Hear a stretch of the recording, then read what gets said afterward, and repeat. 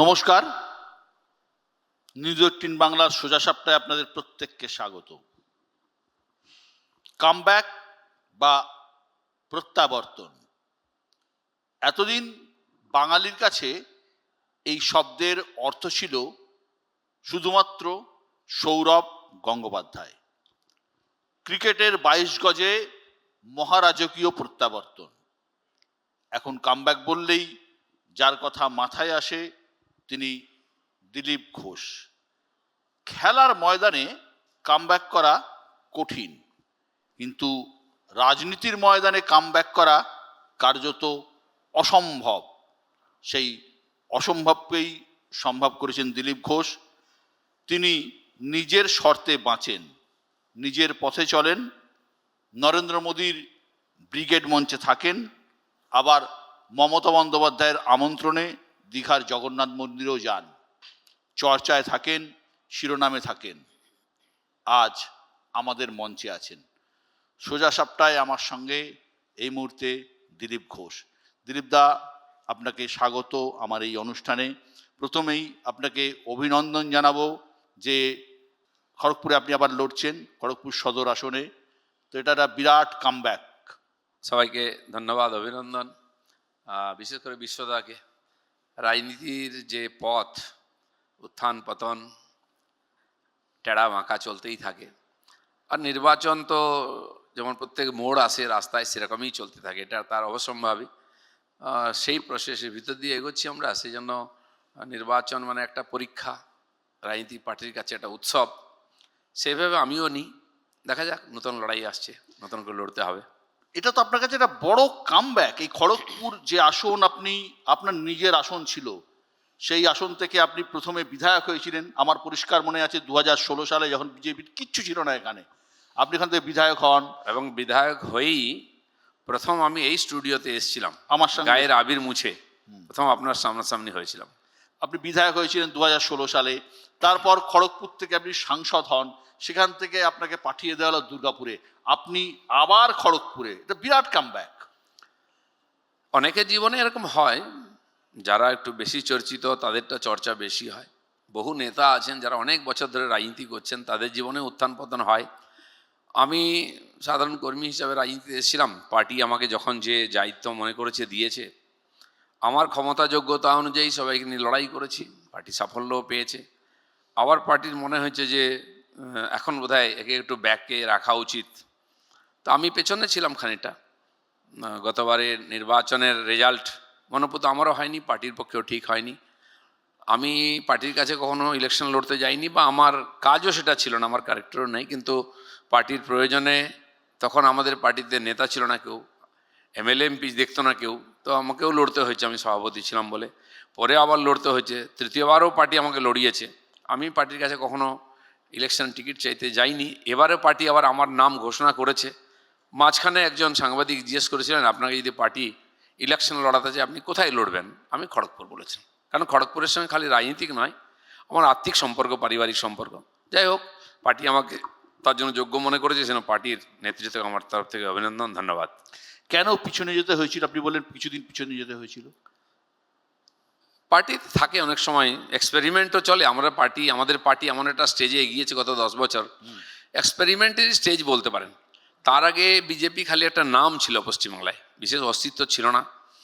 আমি অনেকবার বলেছি যে মাননীয় বুদ্ধবাবু যখন চিফ মিনিস্টার ছিলেন, তিনি একটা অল পার্টি মিটিং ডেকেছিলেন, সেখানে বিজেপিকে ডাকা হয়নি। তো আপনাদের মতো কোনো সাংবাদিক তাকে জিজ্ঞেস করেছিলেন যে বিজেপি নাই কেন? তো উনি বলেছেন বিজেপি কোথায় আছে, বিধানসভায় নেই, পার্লামেন্টে নেই, তাকে আমরা ডাকবো কেন?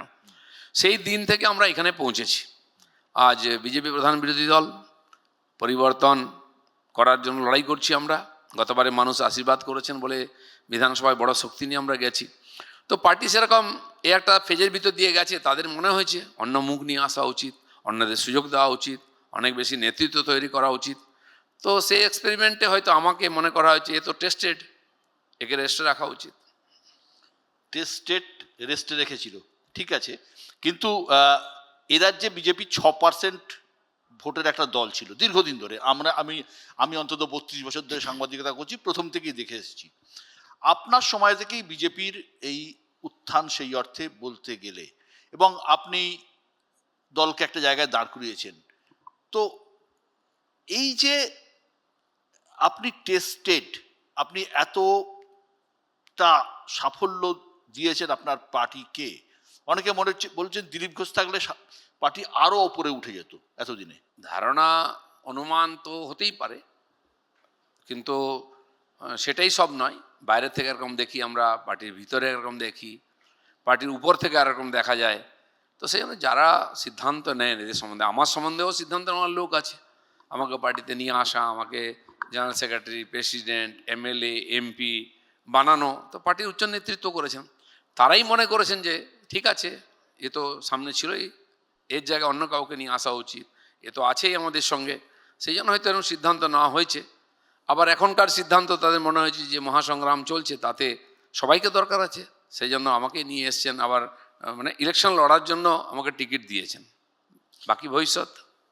আপনি বিজেপির রাজ্য সভাপতি থেকে সরেছেন খুব সম্ভবত 2021 সালে। তারপর শেষ কবে আপনাকে নরেন্দ্র মোদীর সভায় দেখা গিয়েছে আপনি নিজেও মনে হয় বলতে পারবেন না। এবার বিধানসভা ভোটের আগে 7টি পরিবর্তন সংকল্প সভা করেছেন প্রধানমন্ত্রী, 6টিতে আপনি ছিলেন না। আপনাকে দেখা গেল ব্রিগেডে, লোকে বলছে বড় মাঠে ক্যাম্পবাক। না দেখুন, আমি 24-এর ইলেকশন লড়ছিলাম, সেখানে মাননীয় প্রধানমন্ত্রী এসেছিলেন, তার সঙ্গে আমি শেয়ার ছিলাম ডায়াসেতে ক্যান্ডিডেট হিসাবে। তারপরে যতবার উনি এসছেন, সাধারণত নির্বাচন না হলে উনি সভা করেন না, জনসভা। তো গত 6 মাস ধরে আমরা পরিবর্তন সংকল্প সভা করেছি। আঞ্চলিক স্তরে সভা হয়েছে 2-3টে জেলা নিয়ে, সেখানে প্রধানমন্ত্রী গেছেন। প্রথমবার যে সভা হলো ব্রিগেড, সারা প্রদেশের সভা হয়েছে, সেখানে আমি সহ অন্যান্য নেতৃবর্গকে সেখানে ডাকা হয়েছে। তো সিদ্ধান্ত বললাম যেটা উচ্চস্তরে আমাকে বলা হয়েছে আসতে, আমি এসেছি, আমাকে বলা হয়েছে ভাষণ দিতে, আমি দিয়েছি, ব্যাস এই পর্যন্তই। রাজ্য সভাপতি হওয়ার পর শ্রমিক ভট্টাচার্য যেদিন প্রথম পার্টি অফিসে গিয়েছিলেন, সেদিন আপনিও সেখানে গিয়েছিলেন। আপনার কথায় সেই সময় মনে আছে সৌজন্য সাক্ষাৎ করতে। প্রত্যাবর্তনের স্ক্রিপ্ট কি সেদিনই লেখা হয়ে গিয়েছিল? অমিকদা সভাপতি হওয়ার পরে আমি তো সোশ্যাল মিডিয়ায় অভিনন্দন জানিয়েছিলাম। পরে মাসখানেক পরে ওনার কাছ থেকে সময় নিয়ে আমি দেখা করতে ওনাকে অভিনন্দন জানাতে গেছিলাম। এটা একটা ফর্মালিটি। তো স্বাভাবিকভাবে উনি খুব পুরনো কার্যকর্তা, আমার চেয়েও পুরনো এই পার্টিতে। আমি পার্টিতে এসে যখন জেনারেল সেক্রেটারি হলাম, তার আগে উনি জেনারেল সেক্রেটারি হয়েছেন, সেই সময় তিনি এমএলএও হয়েছেন। এই সব দায়িত্বগুলো আমি পরে পেয়েছি। হ্যাঁ, আমি প্রেসিডেন্ট হয়েছিলাম, তখন পার্টির মনে হয়েছিল যে জঙ্গল কাটার একটা লোক লাগবে, তা আমাকে জঙ্গল কাটার দায়িত্ব দেওয়া হয়েছিল। আমি জঙ্গল কেটে রাস্তা বানিয়েছিলাম। আমাদের একজন বরিষ্ঠ কার্যকর্তা আরেকজন কার্যকর্তাকে বুঝাচ্ছিলেন, যার জীবনে এরকম ঘটনা এসেছিল, যে মনে করুন আপনি বুলডোজার, যখন রাস্তা তৈরি হয় না, প্রথম কঠিন কাজ থাকে, পাথর ভাঙা নিয়ে যাওয়া, তখন বুলডোজার আনতে হয়। রাস্তা হয়ে গেলে বুলডোজারের কথা কেউ মনে রাখে না, রাস্তার ধারে চলে যায়, তখন ভালো ভালো গাড়ি চলে। কিন্তু রাস্তা যদি ভেঙে যায়, তখন হয়তো আবার বুলডোজার দরকার হয়। তো বুলডোজারের রোল প্লে করছি। মানে ভালো গাড়ি দিয়ে কাজ হয়নি, সেই জন্য আবার রাস্তা নতুন করে তৈরি করার জন্য বুলডোজার লাগছে। যখন মনে পড়ে প্রয়োজন হয়, বুলডোজারকে আবার ডাকা হয়। আচ্ছা দীপদা, আপনি এই পাঞ্জাবিটা পরেই প্রধানমন্ত্রী সভায় গিয়েছিলেন না? আমি রোজ রোজ জামা পাল্টাই না, একটা জামা কয়েকবার পরি। সব সিজনেও আমি জামা পাল্টাই না, সব নির্বাচনেও পাল্টাই না, একটা জামা কয়েকদিন পরি আমি। মানে তার মানে আপনি বলতে চাইছেন যেমন আপনি রোজ রোজ জামা পাল্টান, মানে কি রাজনীতির একটা ইঙ্গিত আছে, দল পাল্টান না? মোটামুটি রাজনীতির সঙ্গে জামা পাল্টানোর তো একটা সম্পর্কই আছে আমাদের পশ্চিমবাংলায়। যেমন আইপিএলের দল পাল্টায় প্রত্যেক বছর, যেমন মোহনবাগান ইস্টবেঙ্গলের ফুটবলে আমরা দেখেছি সিগনেচার হয় বছরে একবার, অনেক পাল্টাপাল্টি হয়। মোটামুটি পশ্চিমবাংলার রাজনীতি সেই জায়গায় চলে এসছে। ঠিক। দীপদা, অমিত শাহ রাজ্য সফরে এসে আলাদা করে আপনার সাথে কথা বলেছেন, আপনাকে ফুল ফর্মে ময়দানে নামতে বললেন। আপনাকে যে দলের দরকার শাহ জেনে গেছেন, মানে কি বললেন অমিত শাহ আপনাকে? বেশি কিছু বলেননি, যে আপনাকে লাগতে হবে, লাগুন পুরোপুরি, নেমে পড়ুন মাঠে। আমি বললাম যে পার্টি যেরকম নির্দেশ দেবে তার জন্য আমি তৈরি আছি, আমি একজন সাধারণ কর্মী। বলে ঠিক আছে, লেগে পড়ুন, আপনাকে বলা হবে। তো যা বলা হচ্ছে আমি সেটাই করছি। দীপদা, 2021 সালে বিধানসভা ভোটে এই রাজ্যে বিজেপি 77টা আসন পেয়েছিল, সেরা পারফরমেন্স এখনো পর্যন্ত, 3 থেকে বেড়ে 77। কিন্তু তারপর লোকসভা ভোটে আসন সংখ্যা কমে গেল, পরে যে কটা উপনির্বাচন হলো একটাতেও জিততে পারলো না। সমস্যা কোথায় ছিল? দেখুন, সমস্যা তো পার্টির যারা সিদ্ধান্ত নেন তাদের অ্যানালাইসিস করা উচিত, হয়তো করছে না, হয়তো তারই পরিণাম আপনি দেখতে পাচ্ছেন। তো অনেক পার্টি যখন চলতে থাকে তার মধ্যে অনেক পরিবর্তন হয়। আমাদের এমন একটা ফেজে আমরা গেছি, খুব তাড়াতাড়ি পার্টি আমাদের বেড়েছে। তো সংগঠনের ক্ষেত্রে একটা কথা আছে, প্রবলেম অফ গ্রোথ। হঠাৎ যদি বাড়ে তো তাহলে তার মধ্যে সমস্যা আছে। বহু লোক চলে এসেছে আমাদের, আপনি জানেন দরজা খুলে দিয়েছিলেন। 19 সালেতে সিপিএম কংগ্রেসেরই 22% ভোট সোজাসুজি আমাদের কাছে এসেছিল। টিএমসিরও কিছু এসছে, পরবর্তী এসছে। তো এইভাবে আমরা বেড়েছি, 4% পার্টি 40% হয়েছে। তো এত লোক নিয়ে আসা, রাজনীতিক লোক মানে আপনি জানেন এক একটা লোক মানে এক একটা নমুনা, তাদেরকে অ্যাডজাস্ট করে চলাটা একটা খুব কঠিন কাজ। তো সেটা পার্টি সেই প্রসেসের ভিতর দিয়ে গেছে, তার কিছু সমস্যা হয়েছে, অ্যাডজাস্ট করতে, সবাইকে নিয়ে চলতে সমস্যা হয়েছে। তার মধ্যে ছোট নেতা, বড় নেতা, political man, non political man, সব ধরনের আছেন।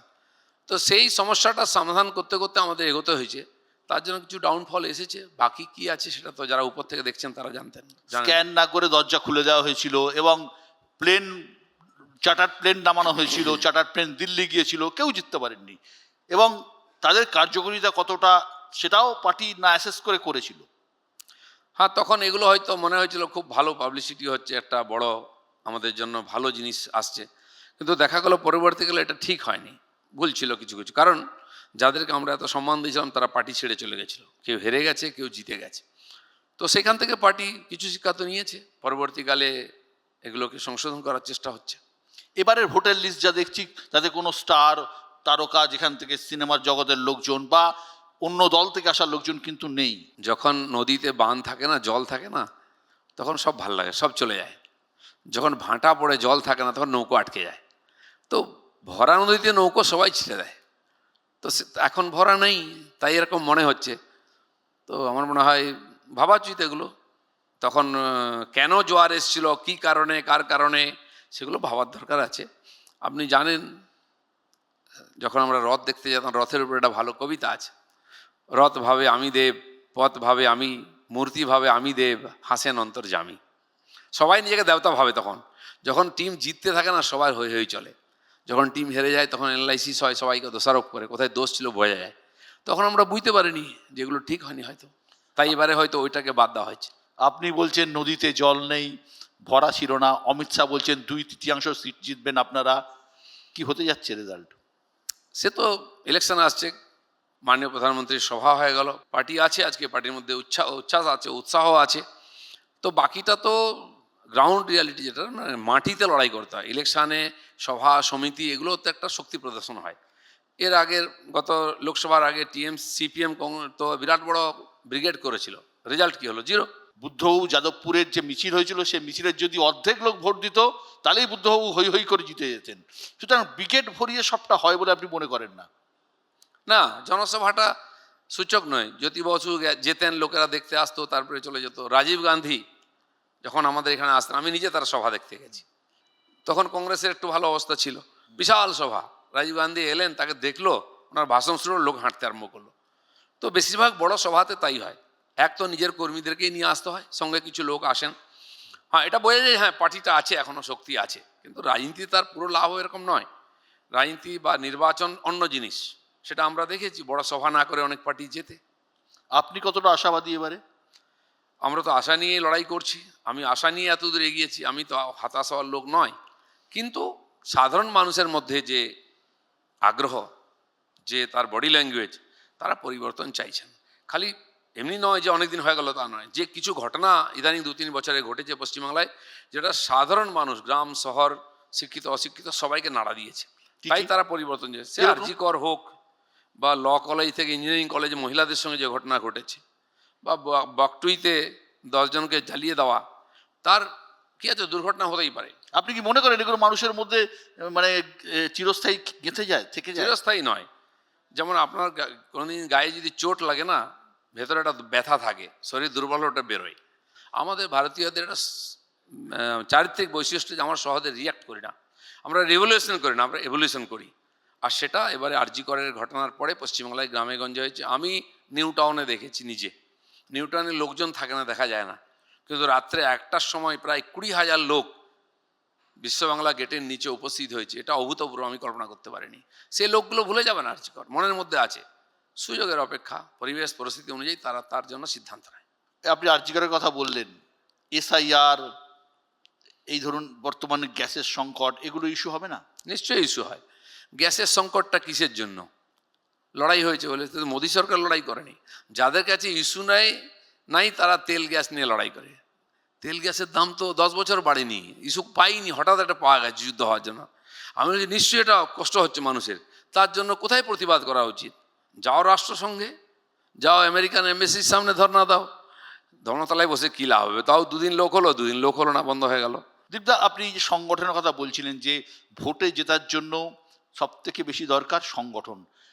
গত লোকসভায় যদি 19-এর লোকসভা দেখি বা বিধানসভা দেখি 2021-এর, যে সাফল্য পেয়েছিল সেই গতি থেকেই দলের সংগঠন বেড়েছে বলে আপনি মনে করেন?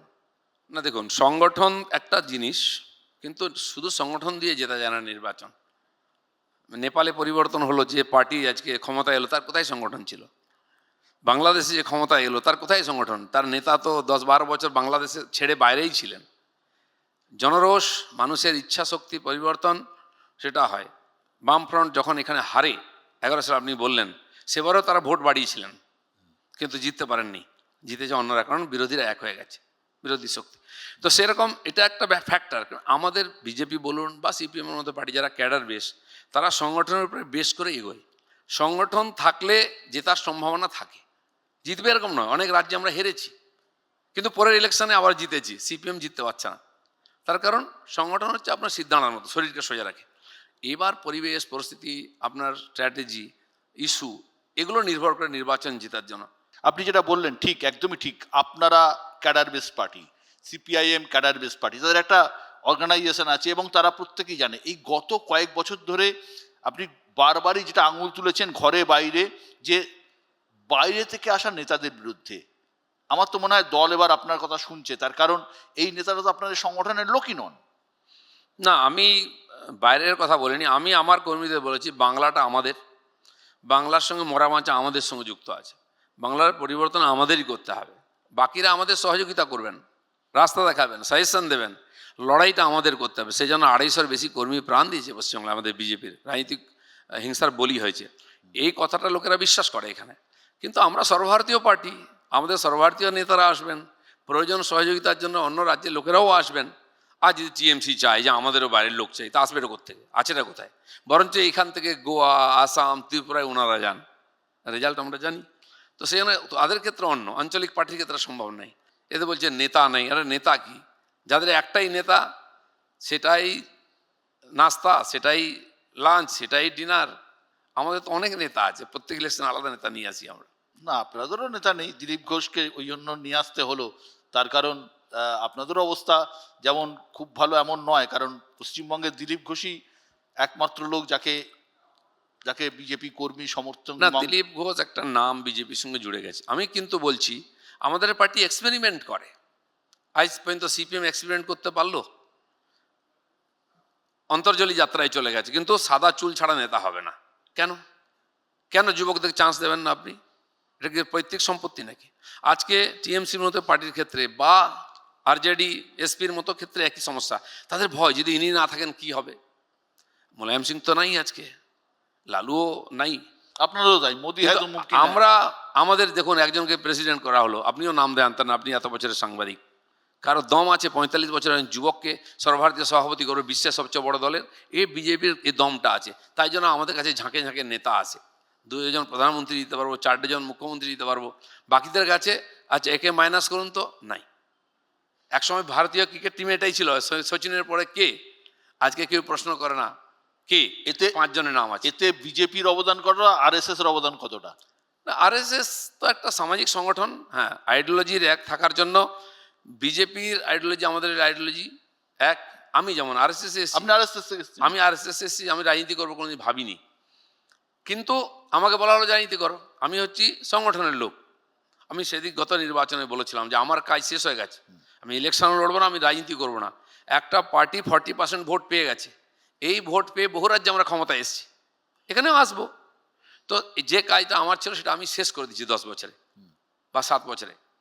তো কিন্তু এই যে লোক আসা, অর্গানাইজেশন করার লোক আসা, মাস লিডার অন্য ধরনের হয়, তার জন্য অনেক বছর সংঘর্ষ করতে হয়, জেল, লড়াই, আন্দোলন করতে হয়, যে মাস লিডার তৈরি হয়। কিন্তু অর্গানাইজার যে হয়, সে লোকচক্ষুর আড়ালে থাকে, কাজ করতে থাকে, তার লাভটা পার্টি পায়, সংগঠন পায়। তো আরএসএস থাকার জন্য এটা তো লাভই হয়, আদর্শবাদী লোক ওখান থেকে পাওয়া যায়, যারা কোনোদিন টিকিট চাইবে না, যারা কোনো পদ চাইবে না, তারা সংগঠনের এবং সমাজের লাভ চাইবে। এই যে দু ফেজে ভোট হচ্ছে, আপনাদের সুবিধা হবে? দেখুন, যে পার্টি লড়াইয়ের জন্য প্রস্তুত, সে 2 ফেজ হোক, 4 ফেজ বা 8 ফেজ হোক, তাতে খুব একটা কিছু যায় আসে না। আমি তো ব্যক্তিগতভাবে মনে করি যে 2-3টা বেশি ফেজে ভোট হওয়া উচিত নয়। আপনাকে ব্যস্ত থাকতে হবে, আমাকে ব্যস্ত থাকতে হবে। ওই রোদ্দুরের মধ্যে পুরো মিডিয়া, সরকারি তন্ত্র, নেতা, কে ব্যস্ত থাকে না? অসুস্থ হয়ে যান। কেন এতদিন চলবে? কই, তামিলনাড়ুতে একদিন হতে পারে, আসামেও হতে পারে, বাংলায় কেন হয় না? কিন্তু বাংলার রাজনীতিক সংস্কৃতির সঙ্গে হিংসা যুক্ত হয়ে গেছে। ভোট করা, লুটা, মারপিট করা, এটা আমাদের অভ্যাস। এটা না হলে আমাদের ভালো লাগে, আরে মারপিট হলো না, কি ইলেকশন হলো, কটা মরেছে এবারে, এটা কোনো কৃতিত্বের ব্যাপার নয়। আমার মনে হয় এটা যদি নির্বাচন কমিশন সফল করে দেয়, 2 ফেজে শান্তিপূর্ণ ভোট করে দেয়, তাহলে আমার মনে হয় এটা সবচেয়ে বড় জয় হবে, আর এটা গণতন্ত্রে হওয়া উচিত।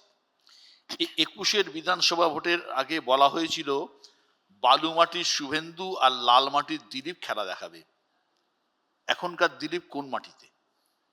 দিলীপ ঘোষ সবসময় মাটির সঙ্গেই আছে। আমি উত্তর বাংলায় যতটা সাবলীল, দক্ষিণ বাংলার জঙ্গলমহলে ততটা সাবলীল। আমি জানি না কলকাতার লোকেরা আমাকে কি মনে করে, আমি খুব একটা ভাবি না এটা নিয়ে। বিরাট ক্রেজ আছে আপনার, তো ভদ্রলোকেরা তো সত্য কথা বলে কম, যেটা মনে ভাবে সেটা মুখে বলে না, তাই সেজন্য বোঝা যায় না ব্যাপারটা। আর গ্রামের লোক, মফস্বলের লোক, যেটা মুখে সেটা মনে, সেটা হাতে। তো আর আমি তো জঙ্গলমহলের লোক, মুখের হাত বেশি চলে ওখানে, লোকে বলে হাত থাকতে মুখ কেন, এরম বলে। তো সেই জন্য আমি আমার কাজ করি, সাধারণ মানুষের সঙ্গে থাকি, সাধারণ জীবনযাপন। যেদিন থেকে আমার রাজনীতিতে এন্ট্রি হয়েছে, আপনি আমাকে দেখছেন, আমি তো এটা বলতে পারি যে বিশ্বনাথ আমাকে চেনে। আপনি বলুন আমার মধ্যে কি পরিবর্তন দেখেছেন? আমি এমএলএ, জোর করে এমএলএ হয়ে গেলাম, আবার জোর করে এমপি হয়ে গেলাম, আমাকে প্রেসিডেন্ট করা হলো, আমি আজকে জিরো, পার্টি তো থার্ড পার্সেন্ট, সিঙ্গুলার নাম্বার, আমি এখন কিছুই নাই। আমাকে টিকিট দিয়ে জিতি এমএলএ হব। আপনি 2-3 বছর দেখছেন, তার মধ্যে ইন্টারভিউ নিয়েছেন। দিলীপ ঘোষের কি পরিবর্তন দেখেছেন? দিলীপ ঘোষ আছে। একটাই পরিবর্তন, বিয়ে হয়েছে আপনার। হ্যাঁ, বিয়ে হয়েছে হ্যাঁ, আপনার। এটাও অ্যাক্সিডেন্ট একটা, বিয়েটা হয়ে গেছে। প্রধানমন্ত্রী পর্যন্ত মিষ্টি খেতে চেয়েছেন, কি বললেন প্রাইম আমি মিনিস্টার? বলেছি ইলেকশনের পরে খাও। দিলীপদা, সম্ভবত এই প্রথম ভোটার তালিকা অসম্পূর্ণ রেখে নির্বাচনে যাচ্ছে নির্বাচন কমিশন। 60 লক্ষ ভোটারের নাম এখনো ঝুলে রয়েছে, অ্যাডজুডিকেশনে রয়েছে। তারা এখনো জানেন না ভোটাররা ভোট দিতে পারবেন কি না। হয়তো সাপ্লিমেন্টারি লিস্ট এর মধ্যে বেরোচ্ছেও। এটা তো ঠিক যে এরা সবাই অবৈধ ভোটার নন। কি হবে এদের ভবিষ্যৎ? না, প্রথম কথা, দেশের নির্বাচন বা যে ক্ষেত্রে নির্বাচন হচ্ছে, একজনও উপযুক্ত ব্যক্তি যে ভোটার হওয়ার যোগ্য, তাকে বাদ দিয়ে যেন ভোট না হয়, আমি মনে করি তাহলে এটা গণতন্ত্রের অপমান। সেই জন্য নির্বাচন কমিশন করেছিল। এখন যারা নির্বাচন কমিশনের উপরে আস্থা রাখতে পারেননি, তারা আদালতে গেছেন। এখন পুরোপুরি ব্যাপারটা আদালতের, তারা ডিসিশন নেবেন শেষ কবে হবে, পুরোপুরি ঠিক হলো কিনা, আর না হয়ে থাকলে নির্বাচন সময় হবে কিনা, এটাও তাদের অধিকারে আছে। আর সেটা অবশ্যই দেখা উচিত, কমপ্লিট না করে ইলেকশন না হয় যেন।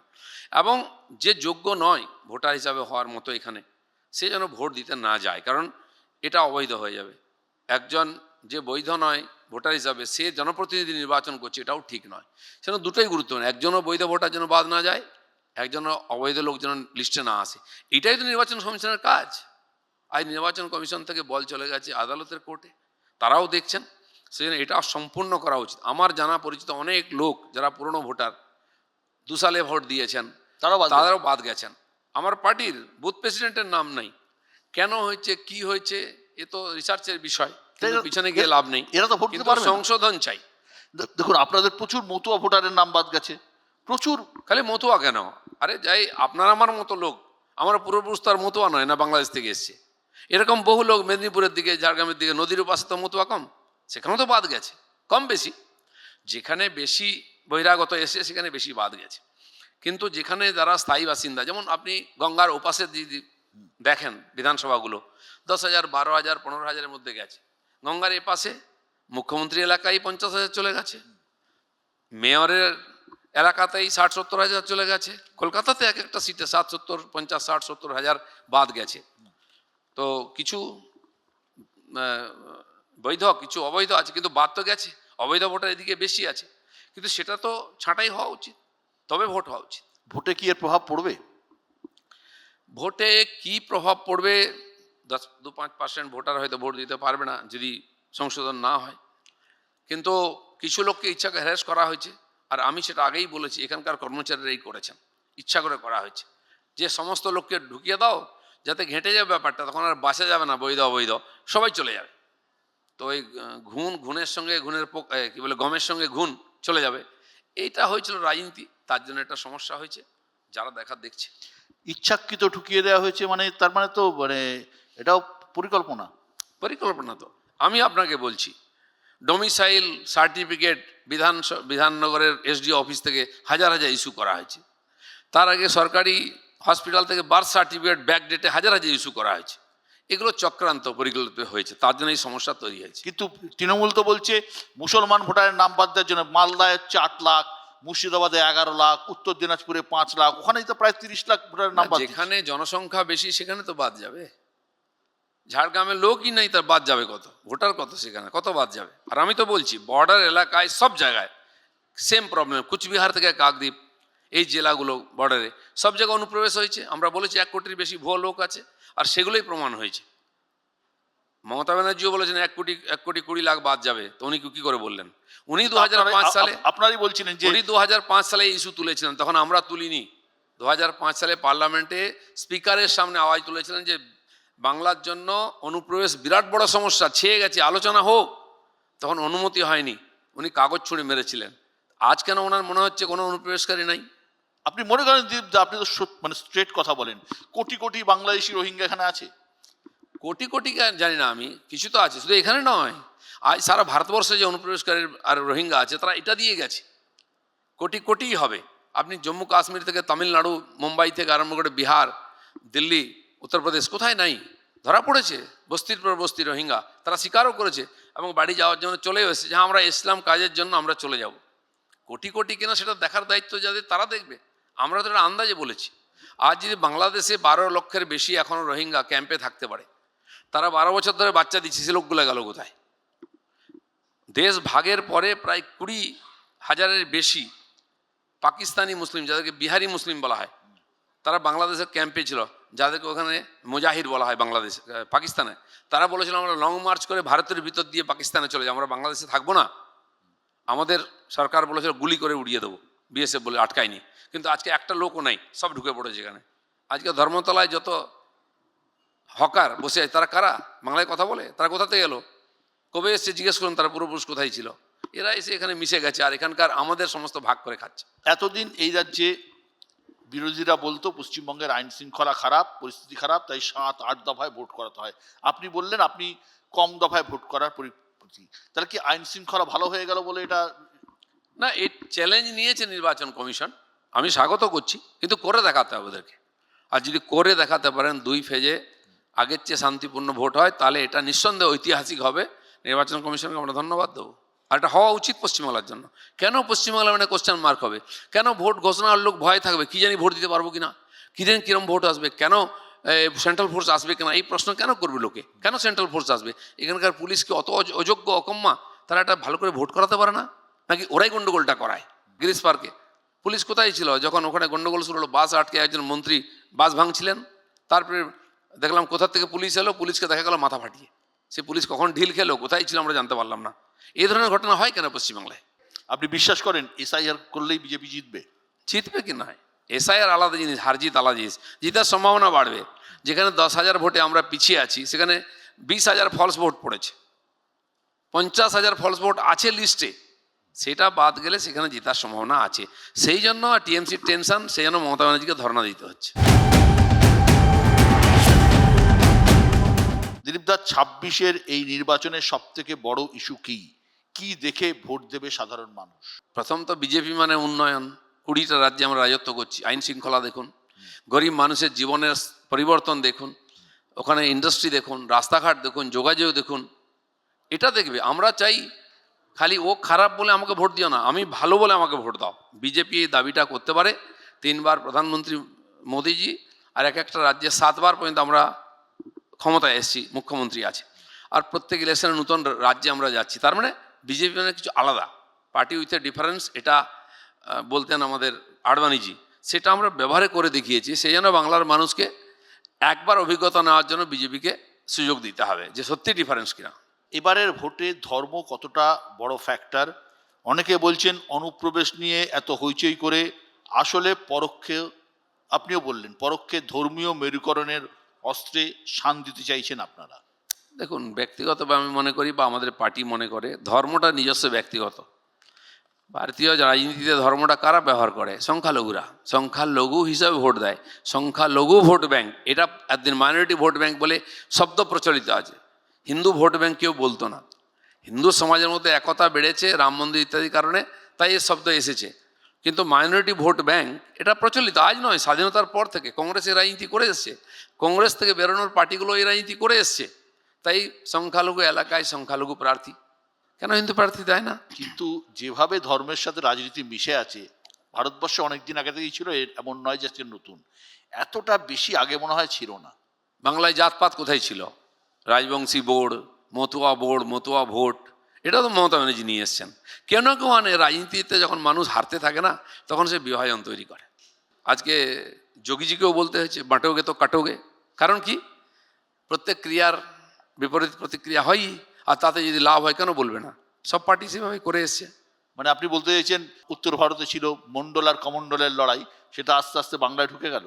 জয় শ্রীরাম যদি এখানে চলতে পারে তো এটা চলবে না কেন? জয় শ্রীরাম চলছে, জয় শ্রীরাম বলেই এবার তো তো আপনার জয় মা কালী করছেন। জয় না না, জয় মা কালী জয় শ্রীরাম দুটোই থাকবে। আমাদের যেমন সিনিয়র লিডার আমাদের রাষ্ট্রীয় সভাপতি নাড্ডাজিকে বোঝাচ্ছেন, এটা প্রগতিশীল শিক্ষিত লোক থাকে তো আমাদের মধ্যে। জয় শ্রীরামটা না ঠিক বাংলায় চলে না, রেলি চলতে চলতে বলছেন। আর একটা মব এলো, যেই নাড্ডাজি হাত দেখে নাড্ডাজি জয় শ্রীরাম, নাড্ডাজি জয় শ্রীরাম, পাবলিক বলছে।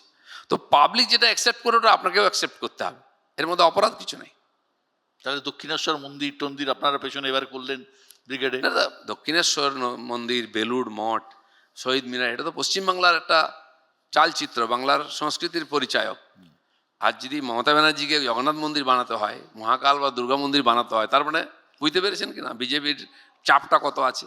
আমরা যারা রাজনৈতিক সাংবাদিকতা করি, গত কয়েক বছর ধরে তাদের দুটো শব্দ বারবার শুনতে হচ্ছে, বাইনারি আর সেটিং। সিপিএম এবং কংগ্রেসের অভিযোগ তৃণমূল এবং বিজেপির মধ্যে ব্যাপক সেটিং আছে এবং এই দুই দল চক্রান্ত করে বাংলায় বাইনারি তৈরি করেছে, রাজনৈতিক বাইনারি তৈরি করেছে। হয় বিজেপি নয় তৃণমূল, আর কেউ থাকবে না। বহু বছর কংগ্রেস আর সিপিএম ছিল। আপনি দেখুন, যখন কংগ্রেসকে হারিয়ে সিপিএম ক্ষমতায় এসছে, কে ছিল আর? বাকি বামপন্থী ছোটোখাটো দলগুলোকে সিপিএম তার পকেটে নিয়ে নিয়েছিল। তো বামপন্থী, আর আমরা বলতাম যে বাইপোলার যে ইলেকশন হচ্ছে, বিজেপির কোনো জায়গা নেই। কংগ্রেসও তো একসময় সিপিএম এর বি টিম ছিল, মমতাই অভিযোগ করতেন। সে তো হয়ে গেছে ফেজ, কিন্তু দুটো তো পার্টি ছিল না, লেফট অর রাইট। আমি প্রথম স্লোগান দিয়েছিলাম, নাইদার রাইট নর লেফট, গো স্টেট বিজেপি। তো এতদিন সিপিএম কংগ্রেস আমাদেরকে ঢুকতেই দেয়নি। অত জনসংঘ থেকে আরম্ভ করে এখানে 70 বছর হয়ে যাওয়ার পরে আমরা 70 পার করলাম বিধানসভায়। তখন তো আমরা এই কথা বলতাম, বাইপোলার, এরা আমাদের করতে দিচ্ছে না। কে ছেড়ে দেবে কাকে জায়গা? দম থাকলে জায়গা করে নাও, আমরা করে নিয়েছি আজকে। এই সেটিং এর তত্ত্ব, সেই সেটিং এর জন্যই নাকি কেন্দ্রীয় এজেন্সিগুলি তৃণমূলের বিরুদ্ধে কোনো ব্যবস্থা নেয় না, কোনো দুর্নীতির ঠিক করে তদন্ত হচ্ছে না। পার্থবাবু কি 2 বছর খামোকা এমনি জেলে থেকে এলেন? আমাদের বালুদা, এতগুলো কেষ্টদা, বড় বড় নেতারা, তার বিরুদ্ধে অভিযোগ এসছে, কেউ কমপ্লেন করেছে, তদন্ত হয়েছে, এখনও অনেকে আছেন, অনেকে বেলে আছেন। কেউ যদি মনে করে যে পুরো পার্টিটাকে ঢুকিয়ে দেবে, হয় না তো। সিপিএম সেটিং বলে কংগ্রেসের সঙ্গে সেটিং করে নিল। যে কংগ্রেসের হাজার হাজার কর্মীকে হত্যা করেছে সিপিএম, জিভ কেটেছে, হাত কেটেছে, দাঁত কেটেছে, মুখ কেটেছে, কান কেটেছে, সে কংগ্রেস সেটিং করলো সিপিএম সঙ্গে। আজ এক ছাতার তলায় এসছে কিনা, বাঘে গরুতে এক জায়গায় জল খাচ্ছে পরিস্থিতি। মজবুরি মে মহাত্মা গান্ধী, কিংবা বাপের নাম মানে ঠেলার নাম বাবাজি, আজকে এক জায়গায়। তার যে সেটিং কথা কে শুনবে বলুন? এরা তো আজ যদি প্রয়োজন হয় অস্তিত্ব যমরাজের সঙ্গে সেটিং করে নেবে। 2021-এর বিধানসভা ভোট কিংবা 24-এর লোকসভা ভোট, তৃণমূল বারবারই বিজেপিকে বহিরাগতদের দল বলে দাগিয়ে দিয়েছে। এর প্রভাবও ভোট বাক্সে পড়েছে, আমরা দেখেছি। 26-এর ভোটের আগে কি মনে হচ্ছে, বিজেপি বাঙালিদের পার্টি হয়ে উঠতে পেরেছে? দেখুন, কোনো পার্টিকে যদি আপনাকে ছোট দেখাতে হয়, তাকে কিছু স্ট্যাম্প লাগিয়ে দিতে হয়। সাম্প্রদায়িক বিজেপি চলতে, এখন আর সাম্প্রদায়িক কেউ বলে না, কারণ সারা ভারতবর্ষ হচ্ছে বড় পার্টি। তো সেই জন্য বহিরাগত যারা দিয়েছেন তাদের পার্টির মধ্যে তো আজকে বাঙালি খুঁজেই পাওয়া যাবে না। অতি সম্প্রতি রাজ্যসভার লিস্ট বেরিয়েছে, তার মধ্যে কয়জন বাঙালি? লোকসভায় টিএমসির যারা আজকে নেতা, সবচেয়ে প্রমিনেন্ট মুখ, তারা তো এখানে থাকেনও না। পশ্চিম আজ খুলি আছে দ্বার, সেটা হাতে সবে আনে পার ইউসুফ পাঠান চলে এলেন, বিহার থেকে বিহারী বাবু চলে এলেন, কীর্তি আজাদ চলে এলেন, আরও জুন মালিয়া আমাদের মেদিনীপুরের এমপি, তিনিও সবচেয়ে ভালো বাঙালি। আপনারাও পুরস্কার দেন, ডেকে নিয়ে এসে ওদেরকে শ্রেষ্ঠ বাঙালি বলে। তো এই ধরনের কথার কোনো সারবত্তা নেই। হ্যাঁ, সাধারণ মানুষ খুব তাড়াতাড়ি প্রভাবিত, তাদের কাছে যুক্তি থাকে না, তাদের কাছে জ্ঞান থাকে না। তো হয়েছে, তো সেই জন্য বাংলাদেশ থেকে ভোটার আনতে হচ্ছে। এসআইআর কমপ্লিকেটেড কেন? যে অনুপ্রবেশকারীদেরকে ভোটার হিসেবে রাখতে হবে, ওয়ান এজেন্ডা, তার জন্য ধর্ণা দিচ্ছেন মমতা ব্যানার্জি। যারা, আচ্ছা, প্রধানমন্ত্রী এলেন, গৃহমন্ত্রী এলেন, আমাদের রাষ্ট্র সভাপতি এলেন, তার জন্য গো ব্যাক। আর বাংলাদেশ থেকে রোহিঙ্গা অনুপ্রবেশকারী আসছে, ওয়েলকাম ওয়েলকাম। দিদার লক্ষ্মীর ভান্ডার বা বেকার ভাতা, এ নিয়ে আপনার কি মত? আপনি কি ভাতা দেওয়ার পক্ষে না বিপক্ষে? দেখুন, পক্ষে বিপক্ষে বলে কিছু হয় না। কিছু সমাজ আমাদের পিছিয়ে আছে। রিজার্ভেশন কেন দিয়েছি আমরা? চাকরিতে রিজার্ভেশন, পড়াশোনায়, কারণ তারা মূল সময় থেকে দূরে আছে, তারা দুর্বল। তাই তখনকার সময়ে, আম্বেদকরের সময় থেকে আরম্ভ করে এই চিন্তাভাবনা এসেছে, যারা দলিত পিছিয়ে থাকা হিন্দু সমাজের অংশ, তাদেরকে আর্থিকভাবে হোক, অন্য সাহায্য দিয়ে, তাদের ফ্রি হস্টেল দিয়ে মূল সমাজের সঙ্গে নিয়ে আসতে হবে। এবং তিনি বলেছিলেন 10 বছর, আজীবনের জন্য এই রিজার্ভেশন নয়। তো সেই জন্য হয়তো প্রয়োজন আছে গ্রামগঞ্জের মহিলাদের সুবিধার জন্য, কিন্তু কেবল ওটাই যদি কেউ বলে যে আমাদের সফল প্রজেক্ট, আর কোনো প্রজেক্ট নেই। আজ প্রধানমন্ত্রী 81 কোটি লোককে 5 বছর ধরে রেশন দিচ্ছেন। শুরু হয়েছিল কোভিডের সময়, যখন কাজকর্ম বন্ধ, গরিব লোক খাবে কেউ। কিন্তু একটা কিছু শুরু করা যায়, কিন্তু বন্ধ করা খুব মুশকিল হয়। রিজার্ভেশন কেউ বন্ধ করতে পারবে না, কায়েমি স্বার্থ এগুলো। তো সব পার্টিকে প্রয়োজন ছিল, এটারও কিছু প্রয়োজন ছিল। কিন্তু এটাই আমাদের অ্যাচিভমেন্ট, আমরা এত লোককে ভাতা দিয়েছি, লক্ষ্মী ভাণ্ডার দিচ্ছি, তারপরে যুবসাথী দেবো। এটা কি হয়? টাকার অপচয়। তা আপনারা তো বলছেন ডবল করে দেবেন। কম্পিটিশন না, একজন কেউ শুরু করলে, ভারতবর্ষে কেউ একজন সাইকেল দিল, তো এখানে মোটরসাইকেল দিচ্ছে, কেউ মোবাইল দিল, কেউ ট্যাব দিচ্ছে। যখন যেটা সমাজে চলে যাবে, হিট হবে, সেটা সবাই করবে। বাজারে কম্পিটিশন বেড়েছে। রাজনীতিতে কম্পিটিশন আছে না, কে কত বেশি দিচ্ছে। দিলীপদা, আপনাদের দলের যে লিস্ট বেরিয়েছে তা দেখা যাচ্ছে ভবানীপুর এবং নন্দীগ্রাম দু জায়গাতেই শুভেন্দু অধিকারী ক্যান্ডিডেট, এবং এটা একটু বিজেপিতে সাধারণত একই ব্যক্তি দুটো জায়গায় ক্যান্ডিডেট হয়েছেন, কিভাবে দেখছেন? পার্টির যারা সর্বোচ্চ নেতৃত্ব, তারা ডিসিশন নিচ্ছে, নিশ্চয়ই এর পিছনে করুন যুক্তি কারণ আছে, সেইটা ভেবে স্ট্র্যাটেজি হিসেবে নিয়েছেন। কিন্তু হয়নি বা হবে না এরকম নয়, বহু লোক এরকম ইলেকশন লড়েছেন, কেউ জিতেছেন, কেউ হেরেছেন।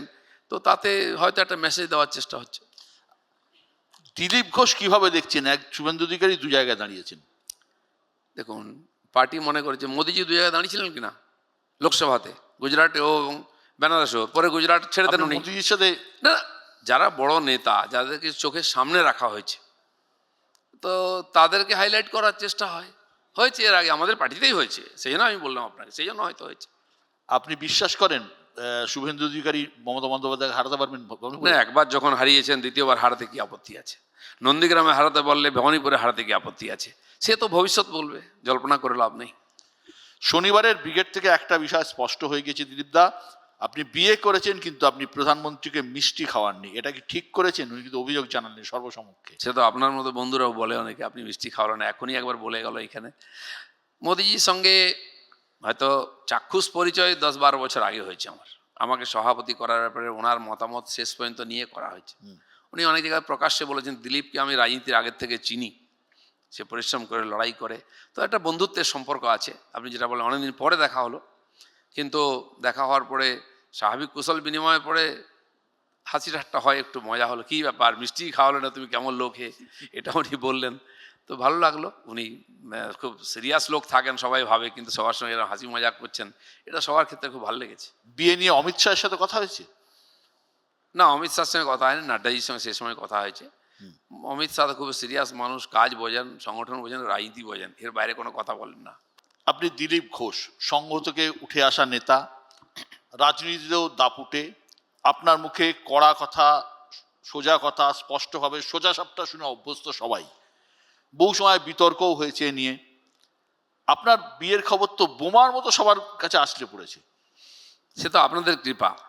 আমি কোনো বন্ধু বান্ধবকে নিমন্ত্রণ করিনি, আমি কোনো মিডিয়ার বন্ধুকে, মিডিয়াকে ডাকিনি আমার বাড়িতে।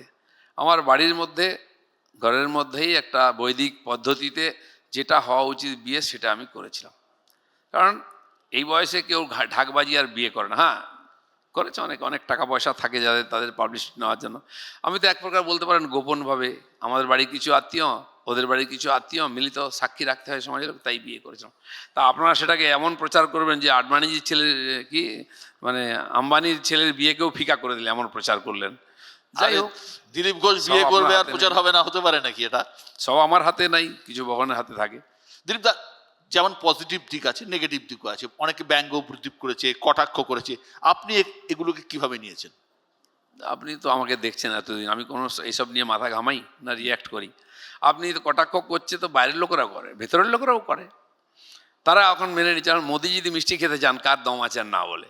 তো হয়, পার্টির মধ্যেও বিরোধিতা হয়েছে, সে কেন পাবলিসিটি পাবে? তো বিনা পয়সায় পাবলিসিটি তো অনেকের কষ্ট হয়। খারাপ লেগেছিল তখন? না, আমি খারাপ কোটা লাগে না, সত্য মিথ্যা ন্যায় অন্যায় সবকে সমানভাবেই নিই। আর রাজনীতিতে থাকলে আপনাকে এগুলো সবার মতো শক্তি সঞ্চয় করতে হবে, সেটা হয়ে গেছে আমার অনেকদিন ধরে। অনেকে বলছেন বিয়ের পর আপনি কি শান্ত হয়ে গিয়েছেন, আগে যা মুখে আসতো তাই বলে দিতেন, এখন অনেক সংযত হয়েছেন। রিঙ্কু বৌদি কি এই নিয়ে কোনো বকাবকি ফকাবকি করেছেন নাকি? দেখুন, সংযত অসংযতর ব্যাপার নেই। আমি যখন লড়াই করেছি সামনে থেকে আমাকে টার্গেট করা হয়েছে, অন্তত 20 বার আমার গাড়ি ভাঙা হয়েছে, মাসে 2 মাসে গাড়ি ভাঙা হতো। আমাকে একজন কর্মী বললো, দাদা আপনার গাড়িটা কিনতে যা খরচা হয়েছে রিপেয়ারিংয়ে বেশি খরচা হয়েছে। তো তখন আমাকে টার্গেট করা হতো, লড়াই করতো। আমি একটা শক্তির বিরুদ্ধে লড়াই করেছি, যেখানে কেউ ঢুকতে পারে না আমি ঢুকতাম। তো আমাকে তার প্রত্যুত্তর, আমি তো আর, আমার হাতে সরকার নেই, পুলিশ নেই, আমাকে আমার শক্তি সামর্থ্য দিয়ে মনোবল দিয়ে তার উত্তর দিতে হতো, বাকিটা মুখে দিতে হতো, যে ভাষা যে বোঝে তাকে। এখন আমি তাই আছি, বিনা কারণে উত্তেজনা ছড়াবার কোনো দরকার নেই। আর কে কোন পার্টিতে স্থায়ী আছে কে জানে? কাল আলাদা ঝান্ডা আছে, পরশু এক ঝান্ডার নিচে দুজনে এসে যাবে, কিসের ঝগড়া? দিলীপ দা, বিয়ের পর স্ত্রীকে নিয়ে আপনি দীঘা গিয়েছিলেন মমতা বন্দ্যোপাধ্যায়ের আমন্ত্রণে জগন্নাথ মন্দিরের উদ্বোধনে। তা নিয়ে প্রবল বিতর্ক হয়েছিল গোটা রাজ্য জুড়ে, দেশ জুড়ে। একদল আপনার নিন্দা করেছিল, অন্য দলের বক্তব্য ছিল এই কাজ করার মতো কলজে দিলীপ ঘোষেরই আছে। দেখুন, আপনি কি মনে করেছিলেন যে আমি যাব আর তর্ক হবে না, নিন্দা হবে না? এটা বুঝতে পারি না, বুঝে আমি তো ইচ্ছা করে গেছি। বহু লোক বহু পাবলিসিটি নিচ্ছে, টাকা পয়সা খরচা হয়েছে, মুখ্যমন্ত্রী অনেক খরচা করে বানিয়েছেন মন্দির। তা আমি বিনা পয়সায় গিয়ে যদি পাবলিসিটি নিতে পারি, কেন যাব না? দ্বিতীয় কথা, যে ঘটনা ঘটেছে, যারা নিন্দা করেছে বলুন, আপনি বড় বড় মুখগুলো খুঁজে নিন, তারা কেন করেছে? আপনি যদি একটুখানি রিয়েলাইজ করার চেষ্টা করেন, ব্যক্তিগত স্বার্থ করেছে, এতে পার্টি নাই, দেশ নেই। আরে জগন্নাথের কাছে যাব, তার নিন্দা করার কি মানে হয়? কে বানিয়েছে জগন্নাথ, কার বাপের? সেখানে গেছি, আমি গেছি, আরে যাওয়ার জন্য বুকের পাটা চাই। আর এটাও বুঝিয়ে দিয়েছে দিলীপ ঘোষ সবাইকে চমকাতে পারে। যদি আমরা শেষ পর্যায়ে এসেছি, আমি র্যাপিড ফায়ারে যাচ্ছি, এক কথায় উত্তর দেবেন, উত্তর না দিতে হলেও দেবেন না। সাংসদ দিলীপ ঘোষ না বিধায়ক দিলীপ ঘোষ? আমি ব্যক্তিগতভাবে মনে করি বাংলাতে আমার কাজ আছে, সর্বভারতীয় নেতা হওয়ার দরকার নেই, পার্টির নির্দেশ মেনেছি। আমি বিধায়ক হয়ে বাংলায় পরিবর্তন করতে চাই। খড়গপুর না দুর্গাপুর? না, খড়গপুর নিঃসন্দেহে, এতে কোনো প্রশ্ন নেই। শুভেন্দু অধিকারী না শ্রমিক ভট্টাচার্য? দেখুন, দুজন আলাদা ক্ষেত্রে, একজন হচ্ছে প্রশাসনিক, একজন হচ্ছে আমাদের সাংগঠনিক। কিন্তু দুজনকে দরকার আছে, পার্টিও দুজনকে স্বীকৃতি দিচ্ছে, দুজন আলাদা কাজ, সেজন্য কারো কেউ সাবঅর্ডিনেট নয়, কারো কোনো বিকল্প নাই কেউ। এত ডিপ্লোম্যাটিক হলে হবে? আপনি এত ডিপ্লোম্যাটিক ছিলেন রাজনীতিটা না। তো ডিপ্লোমেসির, রাজনীতিতে ডিপ্লোমেসি। দিলীপ ঘোষই শুধু ফায়ারিং করে, বাকি তো কেউ করে না। নেতা দিলীপ ঘোষ না স্বামী দিলীপ ঘোষ? স্বামীর অভিজ্ঞতা এখনো বিশেষ নেই, নেতা তো আমি হয়ে গেছি, চাইতে না চাইতে আপনারা করে দিয়েছেন। এটা আমার স্বাভাবিক, নেতা নয়, পার্টির কর্মী, এই হিসাবে আমি নিজেকে এখনো মনে করি, সেটাই থাকবে। বিয়ের আগের দিলীপ ঘোষ না বিয়ের পরের দিলীপ ঘোষ? বিয়ের আগে দিলীপ ঘোষের 60 বছর কেটে গেছে, পরেরটা আমি চেষ্টা করছি অ্যাডজাস্ট করার। আমিষ না নিরামিষ? আমি এখন নিরামিষই বেশি পছন্দ করি, সবই খেতাম, ধীরে ধীরে প্রায় ছেড়ে দিয়েছি। ছাড়লেন কেন? মাছ খাই, যেহেতু লোকের বাড়িতে খেতে হয়, নাহলে তো বাঙালি বাড়িতে খেতেই দেবে না মাছ না খেলে। রুচির ব্যাপার, দ্বিতীয় হচ্ছে শরীরের প্রয়োজন, এখন আর প্রয়োজন নেই খাওয়ার। ভেজ প্যাটিস না চিকেন প্যাটিস? প্যাটিস কোটা খাই না আমি। সহকর্মী হিসেবে কে ভালো, শুভেন্দু অধিকারী না সুকান্ত মজুমদার? দেখুন, সত্যি বলতে কি, সুকান্তবাবু যেহেতু প্রেসিডেন্ট হয়েছিলেন, আমার পরে তার সঙ্গে বেশি কাজ করেছে। উনিও হঠাৎ এসছেন রাজনীতিতে, শুভেন্দুবাবু হঠাৎ এসছেন। যখন আমরা পার্টি শুরু করে এগিয়ে নিয়ে যাই, তোরা ছিলেন না। না। পরবর্তীকে এসছেন, আমি দুজনের সঙ্গে বলছি আমার ফর্মাল সম্পর্ক। মমতা বন্দ্যোপাধ্যায় না অভিষেক বন্দ্যোপাধ্যায়? এ তো আপনি ক্রম অনুযায়ী বলে দিলেন, একটার পরে একটা, একটা নাও একটা ফাও, সেরকমই আছে। সেই জন্য টিএমসির নেতা হিসেবে দুজন নিজের জায়গায় ঠিক আছেন। পুরীর জগন্নাথ, দীঘার জগন্নাথ। জগন্নাথ স্বামী নয়নপথগামী, সব সব জগন্নাথ এক, বিশ্বাসের ব্যাপার। আমি তো বলেইছিলাম, প্রভু 350 কিলোমিটার এখানে চলে এসছেন, আমি 50 কিলোমিটার আসবো না? আমি তো গেছিলাম। সংগঠন না বিধানসভা? আমি সংগঠনে সাবলীল থাকি। গত 2-3 বছর তো আমি কোনো প্রতিনিধি নই, না এমপি না এমএলএ, সাধারণ কর্মী, সাধারণ মানুষ, আর সাংগঠনিক কাজে আমি সারাদিন ব্যস্ত থাকি। বাংলার মুখ্যমন্ত্রী হিসেবে কাকে এগিয়ে রাখেন? বুদ্ধদেব ভট্টাচার্য, জ্যোতি বসু না মমতা বন্দ্যোপাধ্যায়? দেখুন, প্রত্যেকে আলাদা সময়ে গেছেন, কিন্তু জ্যোতিবাবু ছিলেন এক ধরনের একটু রয়্যাল লিডার, বুদ্ধবাবু একটু সাংস্কৃতিক জগতের মানুষ, মমতা ব্যানার্জি সাধারণ লোকের থেকে উঠে এসছেন। তবে ধীরে ধীরে প্রত্যেকের সময়ে ডিটোরেট হয়েছে, বাংলার আর্থিক অবস্থা থেকে সামাজিক, প্রশাসনিক। সেই জন্য আমি খুব বেশি কাউকে নম্বর দিচ্ছি না। নিজের নিজের সময় তারা কাজ করেছেন, রিয়েলাইজ বা মূল্যায়ন তো সাধারণ মানুষই করবে। যদি 1-2 দিন করতে হয়? না, সবচেয়ে কম কন্ট্রোভার্সি ছিল জ্যোতিবাবুর সময়। বুদ্ধবাবুর সময় কন্ট্রোভার্সি বেড়েছে, নিজে কন্ট্রোভার্সিতে পড়েছেন, উনি বলেছেন এক, করেছেন এক। মমতা ব্যানার্জি তো পুরো কন্ট্রোভার্সিতেই আছেন এখন। প্রধানমন্ত্রী হিসেবে নরেন্দ্র মোদী না অটল বিহারী বাজপেয়ী? মোদির কাছাকাছি কেউ নাই, কিন্তু অটলজি তার ভিত তৈরি করেছিলেন। নরেন্দ্র মোদী না মোহন ভাগবত? তুলনা হয় না, দুজনে বন্ধু, দুজনেই আরএসএস এর প্রচারক, এক বয়সী, একসঙ্গেই কাজ করছেন দুজনে। সেই জন্য ভারতের যে পরিবর্তন হচ্ছে তার একটা বড় কারণ ওটা, যেটা পর্দার পেছনে বোঝা যায় না। সেই জন্য দুজনকেই আমি খুব কাছ থেকে দেখেছি, দুজনের সঙ্গে কাজ করেছি। কে প্রিয় সব থেকে বেশি? প্রিয় তো নিঃসন্দেহে মোহন ভাগবতীর সঙ্গে আমার অনেক বছর, 95 থেকে আলাপ, তখন থেকে কাজ করেছি, তখন উনি সরসংঘচালক ছিলেন না। নরেন্দ্র মোদীজি রাজনীতিতে ছিলেন, যেহেতু আমি আরএসএস ছিলাম, আমার সঙ্গে পরিচয় ছিল না, রাজনীতিতে আসার পরে পরিচয় হয়েছে, আর পুরোপুরি তার সঙ্গে এখন কাজ করছি।